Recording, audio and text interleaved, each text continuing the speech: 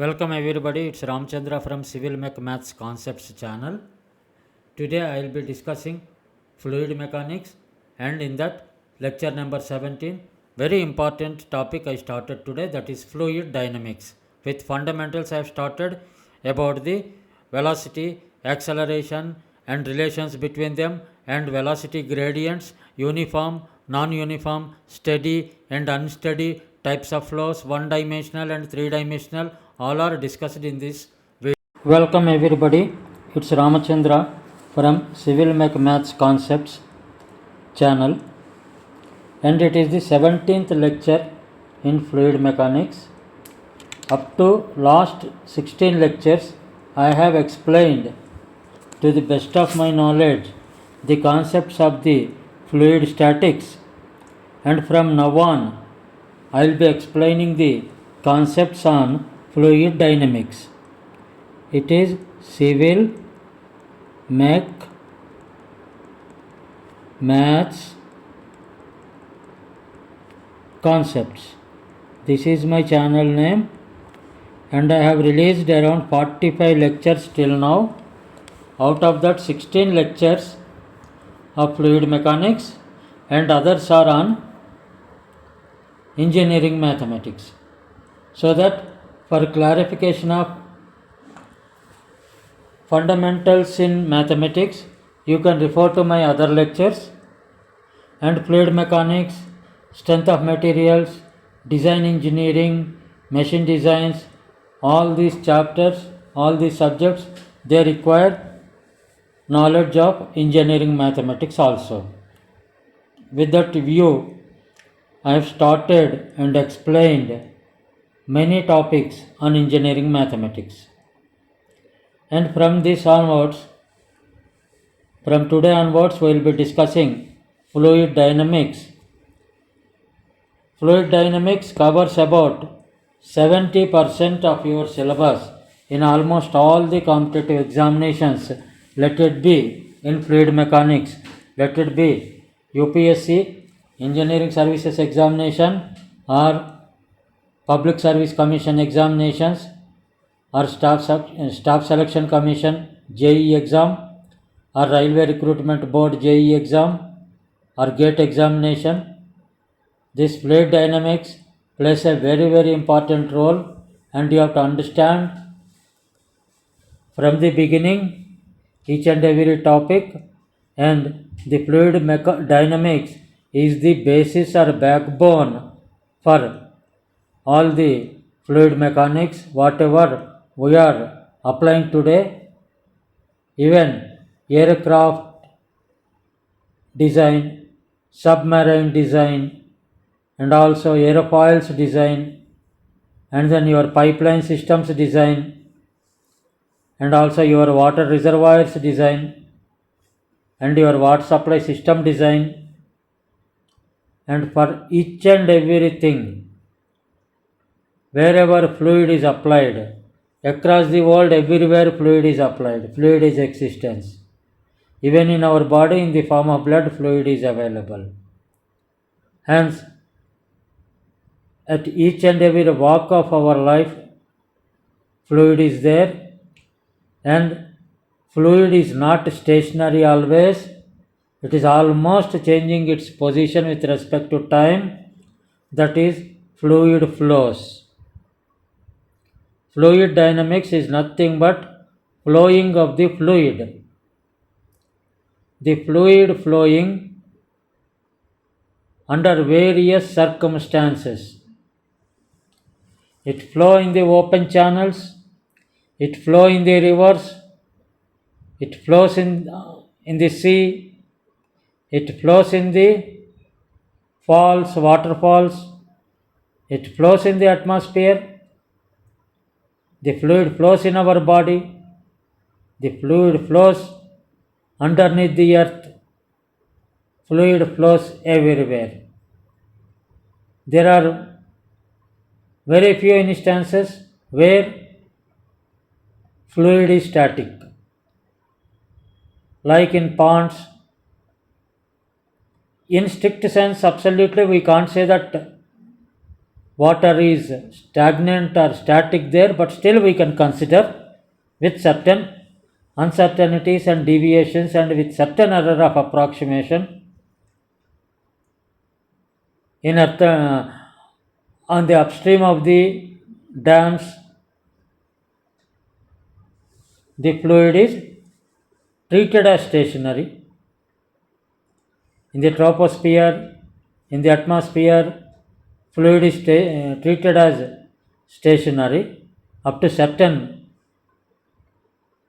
level, and in many of the cases fluid will be flowing. And when the fluid flows, what happens? How it impacts our lives, how it impacts the life of the human being, how it impacts the environment in which we are living, how it is going to impact the existence of Earth. These are the things the fluid dynamics gives answers to us, and in that way fluid dynamics is a dynamic science or an engineering dynamic invention which is to be understood from the basics thoroughly. You cannot just pick up an equation and apply it. A thorough understanding will make you answer the questions in the examination and also do better in your day-to-day work. And before starting the fluid fundamentals directly, fluid dynamics directly, I want to brief you on the fundamentals of the flow. What is the flow? Flow is nothing but changing the position. Positional change. A positional change of a particle can be with respect to a reference frame, can be with respect to a reference point. Let us say a point A is there in the space.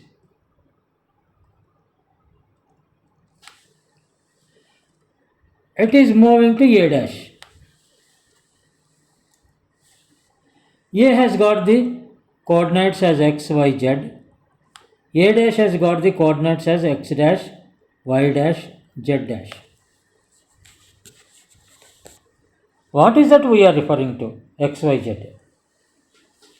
We are referring to x, y, z with reference to a frame where we take the point of reference as coordinate of reference as origin, that is 0, 0,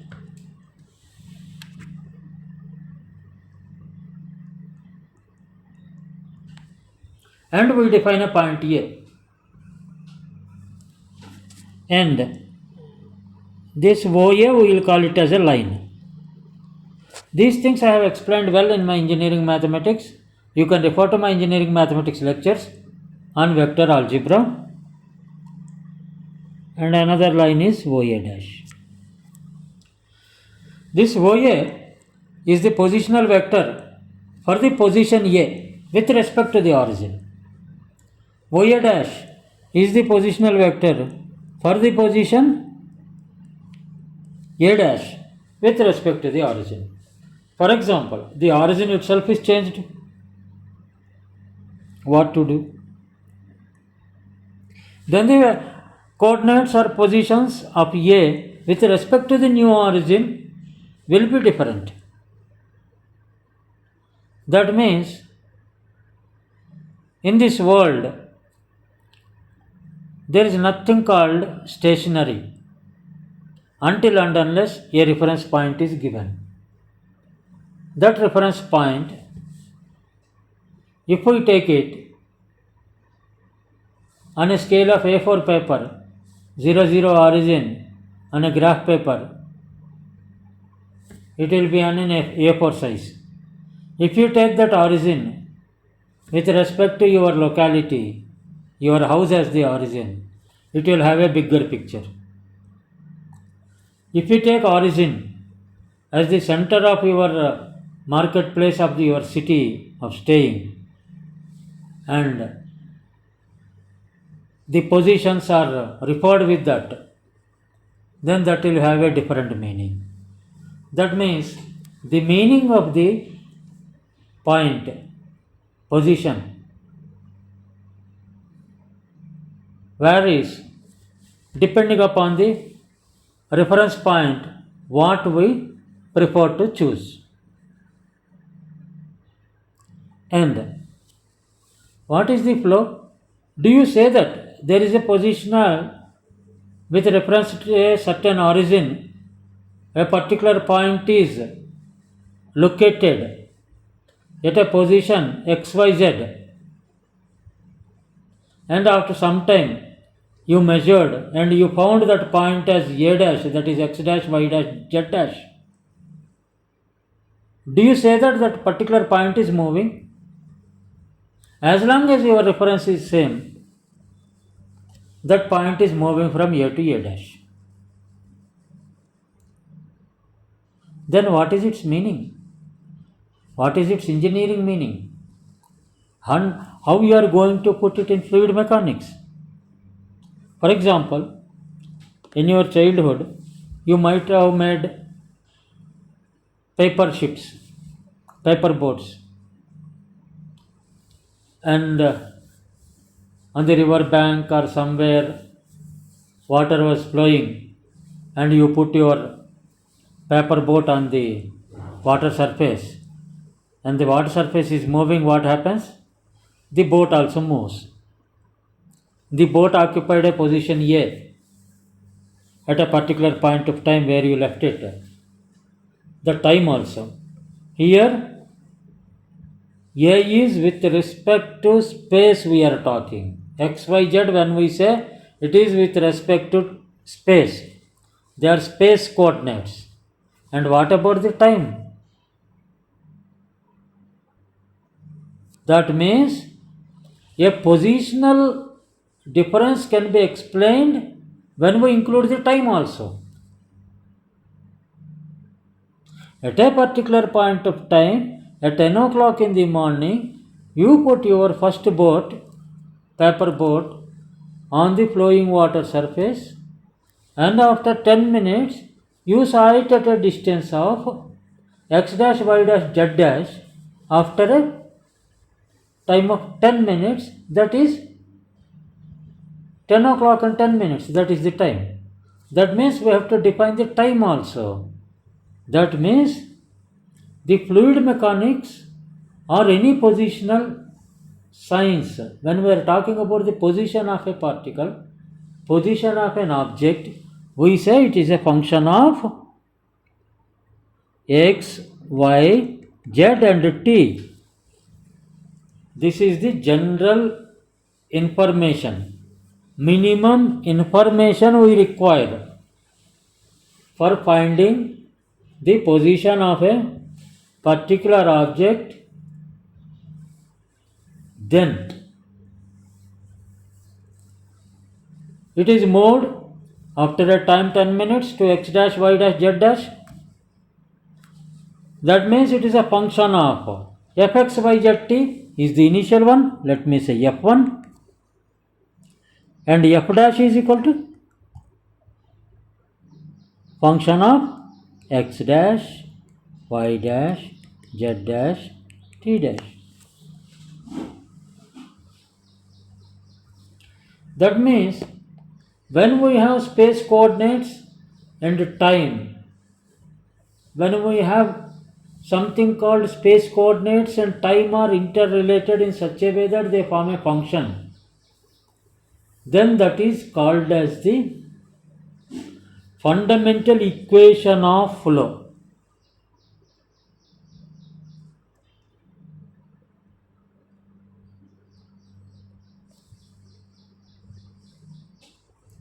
For example, let me write here for your clarity. Function xy zt is equal to x square into e to the power of minus x plus y divided by ln y plus z into cos z to the power of minus 1 plus t to the power of minus et. Let us say this is the equation.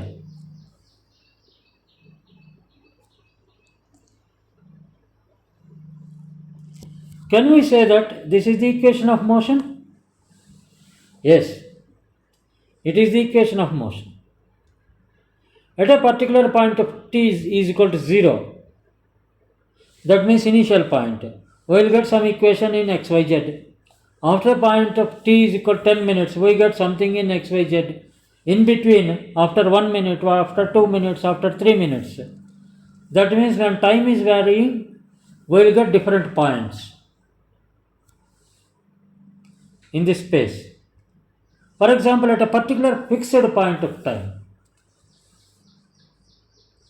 x is varying, yz are constant, y is varying, zx are constant. That means in the equation we can make anything as constant and other things as variable, and we can develop multiple equations. And when something moves, I'll tell you one interesting thing. When something moves on a real line like this, you please understand the real line, which I have explained in my engineering mathematics lectures. This is the real line. This is the origin. This is plus infinity. This is minus infinity.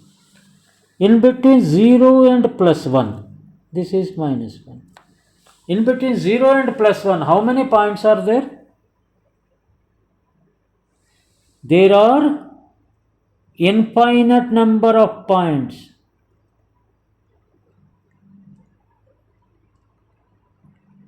Similarly, in this space,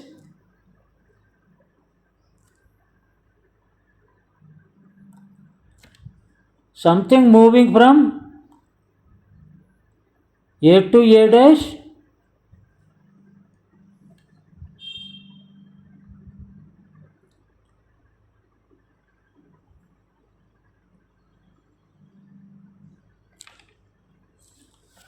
in between A to A dash, irrespective of the absolute length, there are infinite number of positions. Please try to understand. Infinite number of positions that can be defined using which equation? Using the equation of motion. That means when equation of motion is a function of space variables and time, the space variables are, what are the space variables here? Space variables are x, y, z, and rate variable is, or time variable is 1, that is t. Combining these two,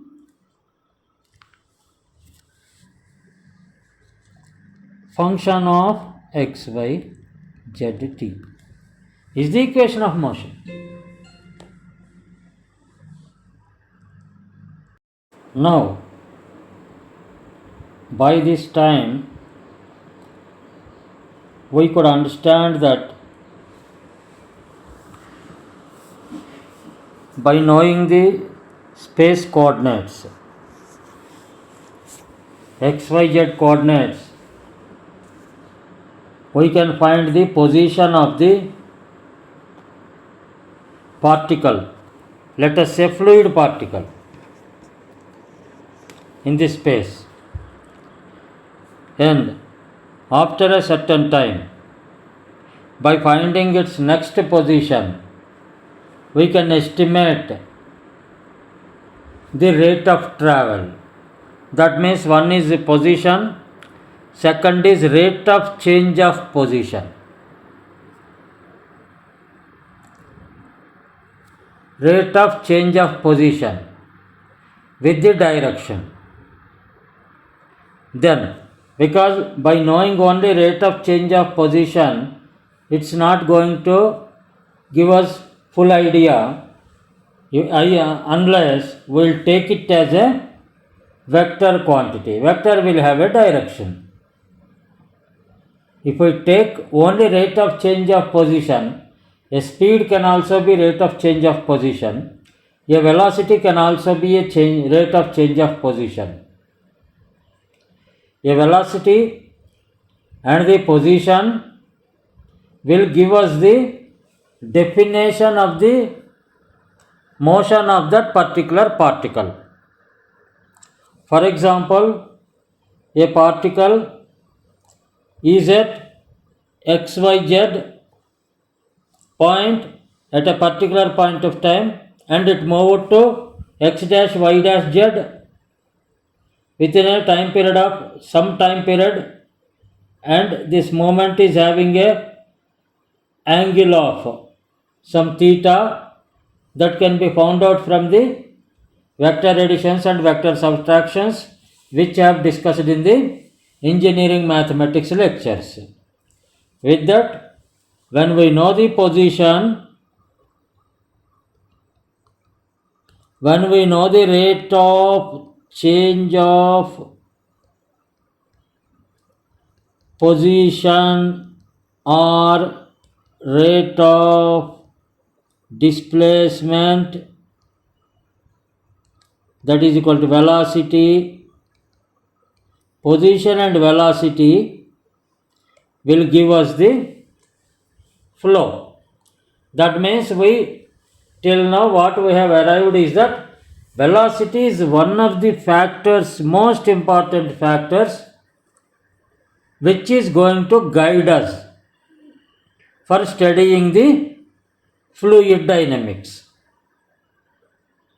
That means space coordinate, space position, time duration and going to velocity. That means function is equal to the function of a particle. Particle follows a function. Particle follows a function. Let us say function P is equal to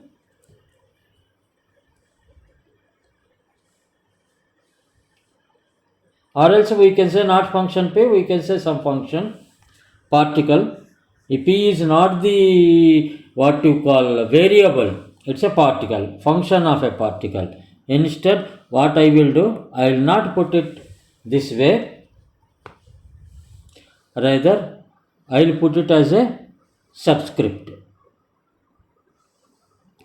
Function of the motion of particle is equal to function of x, y, z and t.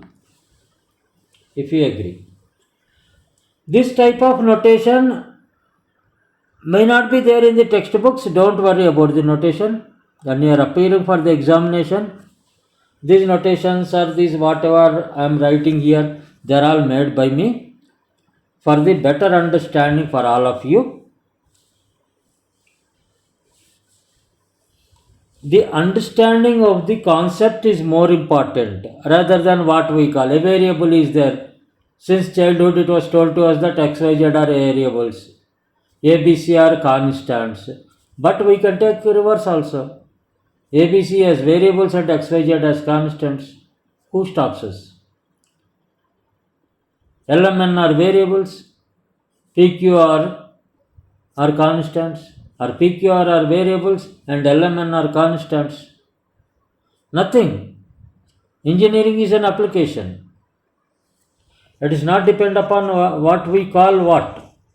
It depends upon what is the end result. Whether I will call it as XYZT or PQRT or LMNT, nothing is going to happen. Instead of XYZ, I can have LMN. as the axis. If I have Lmn as axis, this is L, M, N. L is y axis, M is x axis, N is z axis, if you call it that way.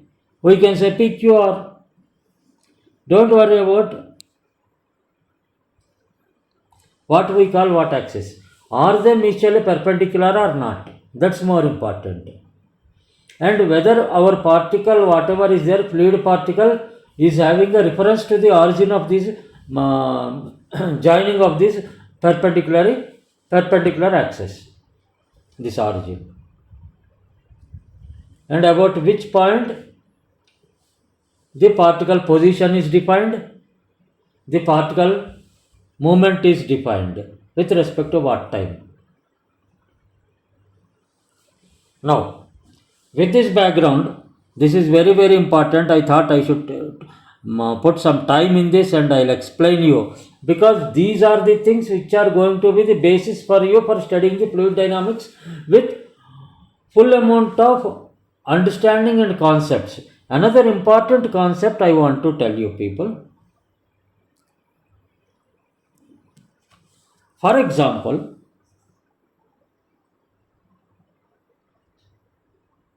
these are all concepts. Please, for example, let us say it is x-axis, this is y-axis,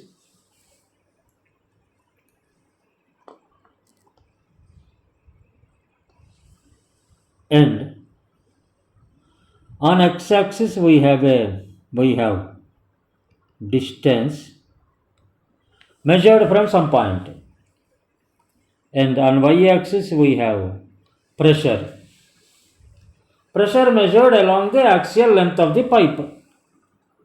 A pipe is there like this.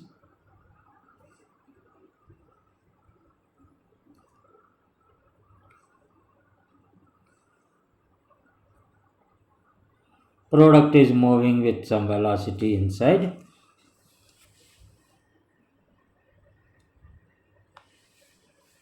And pressure is measured. This is x distance, this is 0, reference point. We usually call it reference point as 0, it may not be 0 practically, but we will call it 0. That is reference point with respect to some reference point O. We say x is measured and pressure at various points is found out. We keep the what you call manometers here another manometer, here another manometer, and we measure the pressure. Manometer column, once we measure, then you know P is equal to rho GH. And once H is known from manometer and liquid properties are known, then we can easily find out the pressure in pascals. Please don't forget these basics which I have taught you previously. It is kg per cubic meter, it is meters per second square, it is meter. P is equal to Pascal, that is equal to Newton per square meter. Now, I have got a diagram, some 10, 20, 30, infinite numbers we can take. We can put many number of manometers depending upon the size of the manometer tube. If it is very less and pipe length is very high, then we can have more number of manometers also. And along the length, the pressure has shown curve like this. Pressure curve is like this. Pressure has shown this distribution. Then, let us say this is a point x1, this is another point x2. In between and x1 and x2, which is looking little bit uniform,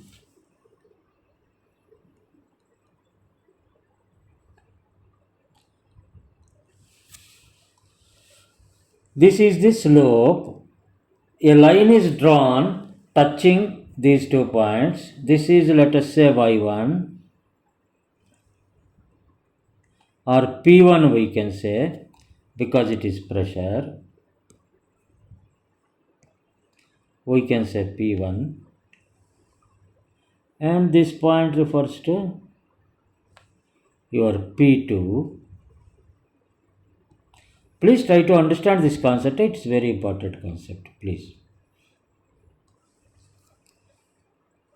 Now, what is the slope of the line? Slope of this point is x1 P1, this point is x2 P2, this point I can say A, this point I can say B. This is touching actually. Then, what is the slope of the line which is tangent to the pressure distribution curve? Is equal to y2 minus y1 by x2 minus x1. If you remember your 10th class mathematics, SSC mathematics. What is y2 here? P2 minus P1 whole divided by x2 minus x1. How to write P2 minus P1? Can we write delta P? Can we write as delta x? Change in P. Delta P, don't confuse with dP. dP is different, that is differentiation. Delta P is different. Delta P is equal to change in pressure, change in P. Delta x is equal to change in x. These delta P and delta x can be of any value, but in case of differentiation dP by dx, this differentiation is different. In case of differentiation, this limit x tends to 0, dx tends to 0. Here the dx value is almost tending to 0. It is a limit where dx is tending to 0. Whereas here delta x is not tending to 0, it can be of any value. Here it is a definite integral, it is a differentiation, whereas here it is not a differentiation, it is a simple ratio. It's a simple ratio. Delta P by delta x is a simple ratio. Now, you got delta P by delta x, that is the slope of the line. Then, this has a meaning, physical meaning. This is equal to called as gradient of the line.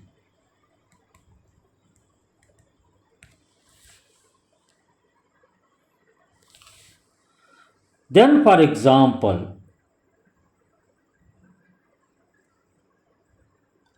say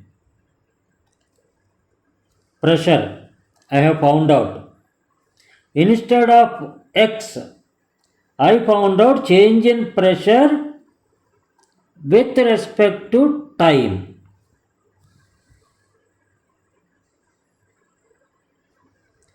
Let us say this is P, this is time. Let us say with time P is increasing like this.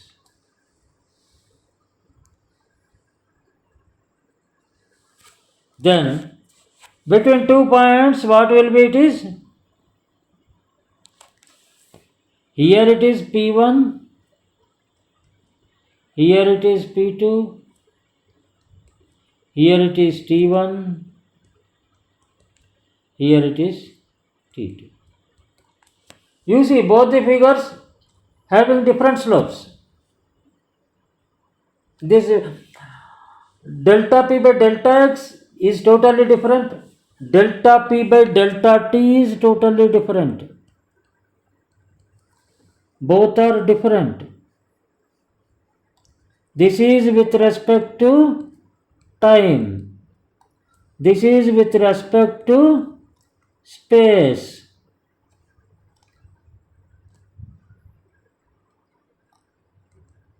With respect to space coordinate distance.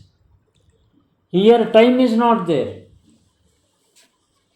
That means delta p by delta x, instead of x we can say it is a two-dimensional x and y. If it is three-dimensional x, y, z also are there. Can we write it as delta p by delta s? Delta s is a general term referring to the distance in one-dimensional, two-dimensional or three-dimensional in a space. Delta t by delta s is with respect to space. Delta p by delta t is with respect to time.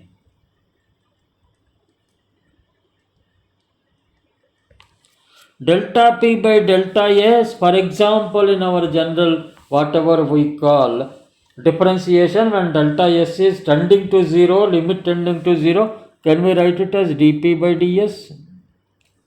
This is equal to gradient. Please understand, we are going to derive one very good interpretation from this. And dp by dt is equal to, from here we will get this, is equal to rate of change of pressure.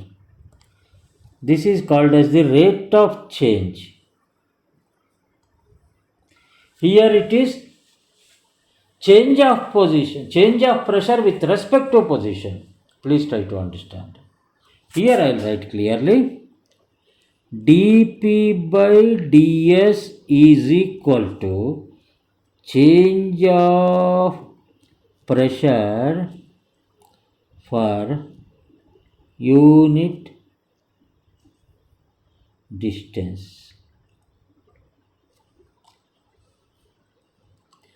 dp by dt is equal to change of pressure for unit time.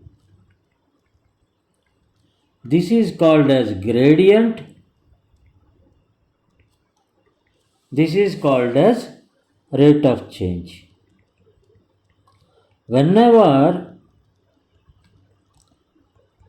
why I gave this much importance to it? Here, lot of people will make a mistake in understanding the gradient and in understanding the rate of change. Whenever there is a rate of change is given, it is with respect to time. Rate of change means with respect to time. Rate of change means respect to time. Gradient means it is respect to space. Gradient means it is respect to spatial distance. Gradient means it is with respect to spatial distance. Please understand these two. Difference between these two. Now you tell me, what is velocity? ds by dt. I am not talking about x, y, z, because I am not talking about only one dimensional. If it is a three dimensional, it can be one, it can be two dimensional, it can be three dimensional. I am taking spatial coordinate. ds by dt, it is a spatial coordinate. This is rate of change of distance or displacement. Distance is used for speed, displacement is used for, this is rate of change. Please, whenever dt is there, this is rate of change. Now,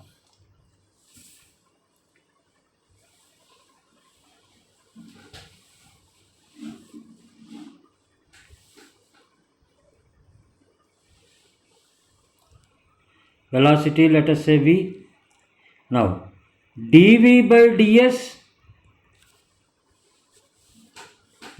by ds gradient of velocity.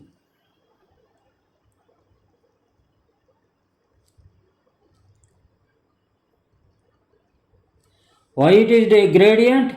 It is not with respect to time. With respect to time is only called as rate. With respect to distance, ds means distance, then it is called as gradient. Now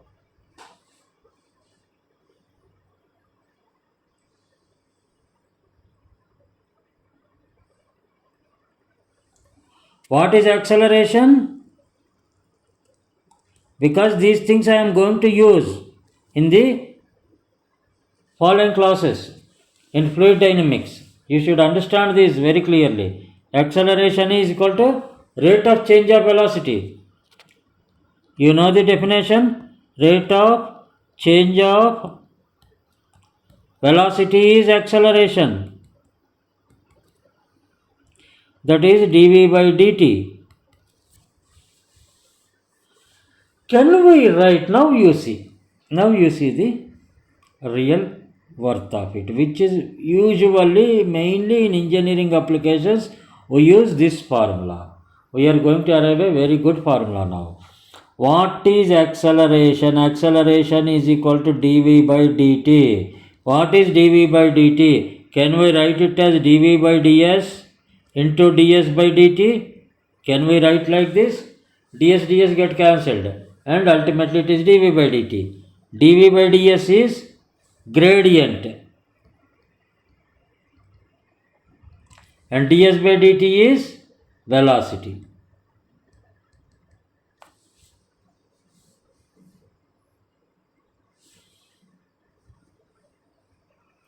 This is the most important formula. Acceleration. For example, gradient is given to you and velocity is given to you. You are asked to find out the acceleration. Can you find out?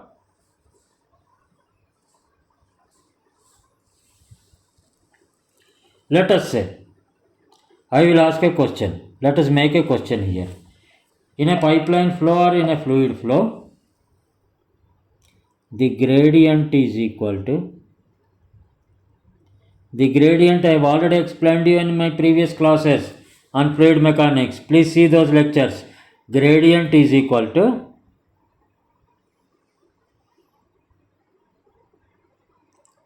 four per second.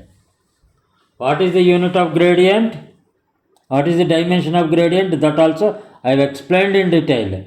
dv by ds is equal to meters per second by meter, that is equal to per second. Now the velocity gradient is given as like this.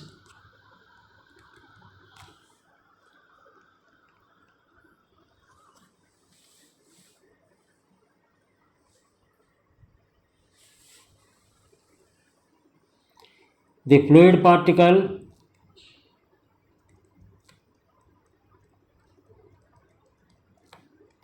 covers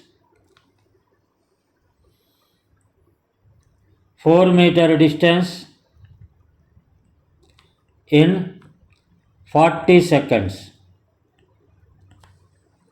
Find the acceleration of the fluid particle. This is very simple. I have given you. Things may not be that simple when you go deep into the fluid mechanics. This will be useful even for your turbulent and laminar flows, Reynolds numbers, open channel flows. These basics are going to be very, very useful. Now, what is gradient? dv by ds. dv by ds is equal to 4 per second. And distance is ds is equal to 4 meters. time is equal to 40 seconds. Everything is with respect to 0, with respect to something. Then what is the velocity? Velocity is equal to ds by dt is equal to,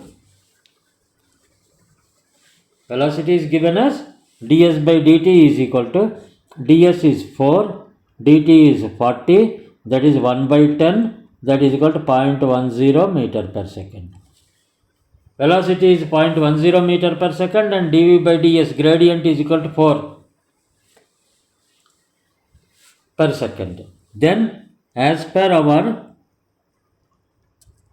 just 10 minutes back we have shown that acceleration A is equal to v into dv by ds. What is the formula? Gradient into velocity, that is equal to v into dv by ds is equal to your acceleration. Now, this is a very, very powerful and important formula you should remember. Many people get confused. Gradient is given, velocity is given, asked to find out acceleration, and your velocity is not given, acceleration is given and asked to find out gradient, and gradient is given, acceleration is given, asked to find out velocity. People will get confused. And there are some instances that where is a gradient graph is given and velocity is given. Gradient graph means what it is? A graph of velocity and distance is given, from which you can find out the gradient. This graph is like this. The slope of the line is dv by ds, that is equal to gradient. This equation is given as v is equal to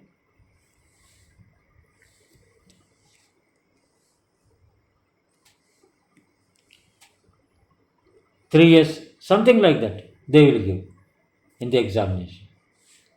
And dv by ds, once you have got gradient value, multiply with the velocity concerned and you will get the acceleration at that particular point of time. With this background, now we will go into fundamentals of the fluids. Now you will understand the definitions very easily. Now you will understand. You appreciate my way of teaching you. What the fundamentals say? Velocity is equal to rate of change of space coordinate. I have already explained you. Gradient is equal to change of a quantity like a pressure or velocity, something with respect to change of space coordinate or change of space position. Acceleration is rate of velocity. If in the x direction, usually it is customary or it is a regular practice to call velocity in the x direction with u, and velocity in y direction as v, and velocity in z direction as w. U is equal to dx by dt. This is the velocity in the x direction. V is equal to velocity in y direction is equal to dy by dt. And w is the velocity in the z direction. That means if a particle is moving from xyz to x dash, y dash, z dash, that means it is covering in the x direction x minus x dash, and in y direction it is covering y minus y dash displacement, and in z direction displacement is z minus z dash. In a particular time is same. Dx by dt, that means x minus x dash by reference frame change in dash time. If the first timing is 0, then change in time is whatever time is taken. Dx by dt, what I have explained some 5 minutes back. Velocity in y direction dy by dt. Velocity in z direction is dz by dt.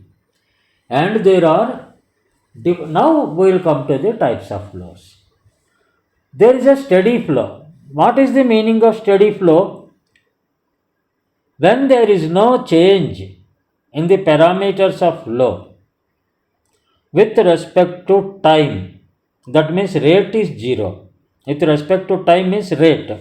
I have explained you with many examples. When there is with respect to time means it is rate. dP by dt, change of pressure per unit time, that is rate.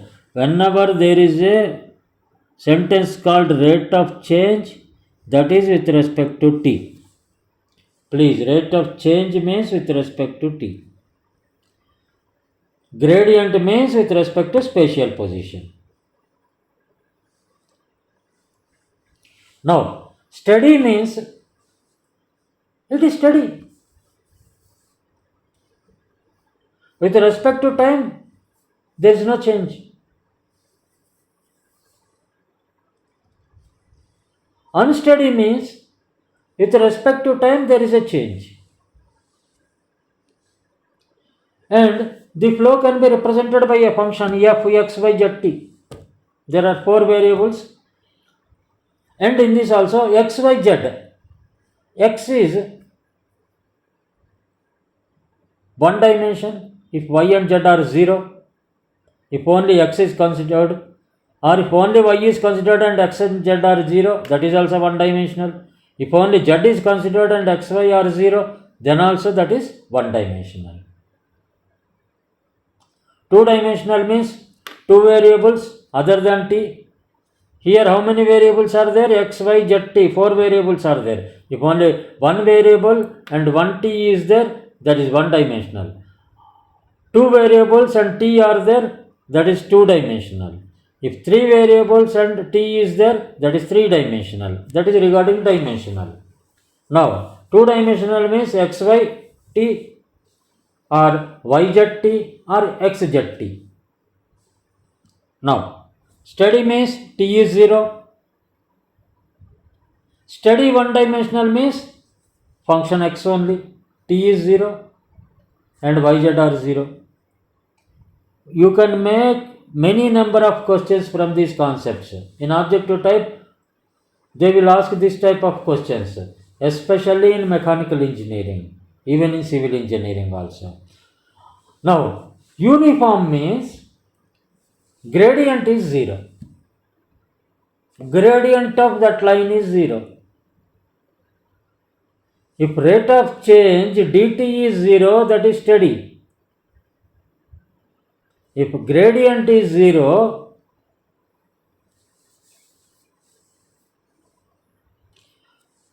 dx by dt is equal to 0, that is steady.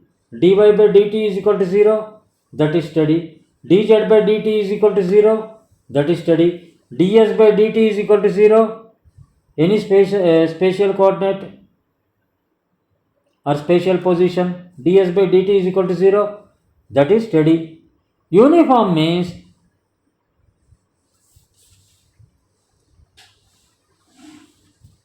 because velocity being the most important thing, if velocity doesn't change with respect to space, that is dv by ds is equal to 0, that is uniform.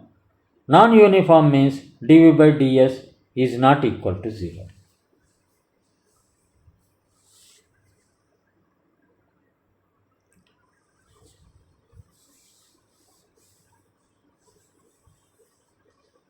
Steady flow means, as I told you, with respect to t, the function either can be 0 or a constant. As I told you, flow is unsteady, it is a function of a spatial distance and t. If it is steady means it is a function of spatial distance only. One dimensional spatial distance and time is unsteady. Only spatial distance is steady. Space variables are x, y, z. Rate variables are t. There are 4 variables in a function.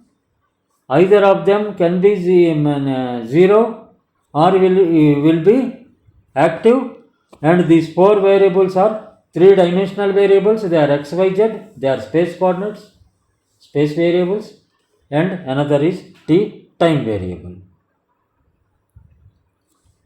Now,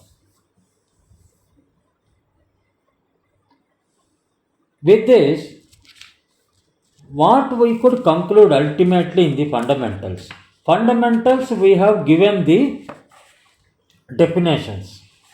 There are various types of fluid flows.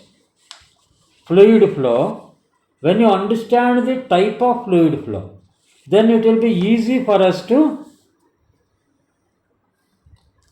know the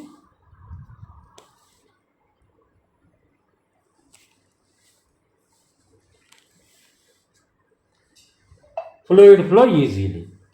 For example, with respect to velocity, what is a steady flow? If velocity is only a function of space variable, then it is a steady flow. If it is a function of space variable and time also, then it is an unsteady flow with respect to velocity.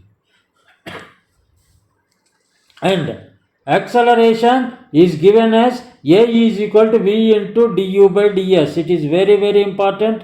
Please try to apply this. And whenever there is a differentiation with respect to space variable, it is called as a gradient. Whenever there is a differentiation with respect to time, it is called as a rate. Please understand gradient and rate of change. Gradient and rate of change. You please try to understand. And when you club both of them, acceleration is equal to velocity into gradient of the velocity. The gradient of the velocity can be found out from velocity distance curve. It is a velocity distance curve or speed distance curve.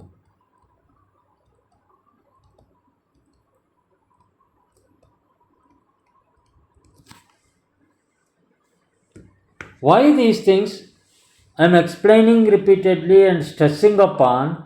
The reason being, when you apply the conservation of mass to the fluid flow, conservation of energy to the fluid flow, and conservation of momentum especially to the fluid flow, where the conservation of momentum says the momentum conserved independently in all the directions. That means x direction separately, y direction separately, and z direction separately. If it is a three-dimensional flow, usually fluid flows are three-dimensional only. And we can simplify them, and we may go into the modeling about modeling into one-dimensional and going into the extending it to three-dimensional. That is another story. But however, when you know the general idea of what are the possible parameters, what are the possible variables that are going to affect the flow of the fluid in any geometry, flow need not be in a circular pipe only. It can be in any geometry. Falls are there, waterfalls. Do they fall in any geometry? No. The water falls. That's all. Irregular geometry. So, knowing a general idea will give more understanding of the concepts and subject rather than confining ourselves to a pointed knowledge. I have given a total general aspects of the fluid flow, then we will start applying them from one-dimensional to two-dimensional to three-dimensional and applying to three laws of conservation: conservation of mass, conservation of energy, conservation of momentum, and we will derive the equations. From that, we will try to find out which are the instruments can be used for analyzing the fluid flow, to find out the average flow, to find out the shear stress, to find out the Reynolds number, to find out the Froude number, to find out different types of non-dimensional parameters in the fluid flow. These are all things. And as I told you previously, to design aircraft, to design a submarine, to design a ship, it's not a simple one parameter, one dimensional, two dimensional parameter. It's not like that. Each and every object is to be designed properly. Ultimately, the role of the engineer is to design a system, a workable system. For that, you should have the basic knowledge of everything preliminarily. Then you can narrow down your knowledge to the required point of action. Here I felt fluid dynamics is the major portion of the fluid mechanics.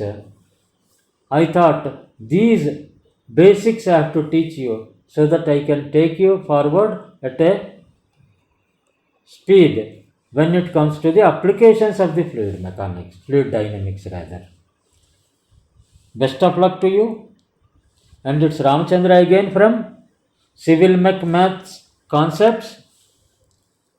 Civil Mech